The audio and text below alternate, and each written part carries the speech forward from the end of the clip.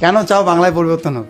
আমি দাদা তোমাকে একটা কথা বলতে চাই। প্রথমে আমি একজন মেয়ে, যেহেতু তো বাংলার বুকে অভয়া নিশ্চয়ই জানো, আরজিকরের কাণ্ডটা, সেখানে 365 দিন কয়েক বছর পেরিয়ে যাচ্ছে, সেখানে সেই মেয়েটা বিচার পায়নি। আজকে একজনের সঙ্গে দেখা করে আসলাম এই কোচবিহারে, অনামিকা নাম মেয়েটার, তার সঙ্গেও একই ঘটনা ধর্ষণ হয়েছে, সেই মেয়েটাও বিচার পায়নি, বরং বাড়ির লোককে নানান রকমভাবে ব্ল্যাকমেল করা হচ্ছে। বাংলা মেয়েরা সুরক্ষিত নয়। কেন আমি পরিবর্তন চাবো না?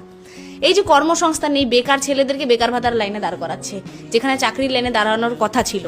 কেন আমি পরিবর্তন চাবো না? আজকে স্বাস্থ্য ব্যবস্থার এত বেহাল অবস্থা, তোমার মা এখানে আছে, কিছু মনে করো না, অসুস্থ, তো এটাও তো নার্সিং হোম, তুমি ভরসা পেলে না একটা সরকারি হাসপাতালে তোমার মাকে রাখার? ভরসা পেয়েছো কি? নিশ্চয়ই না। এত লজিক কোথায় পাও? এত স্পিডে কথা বলে।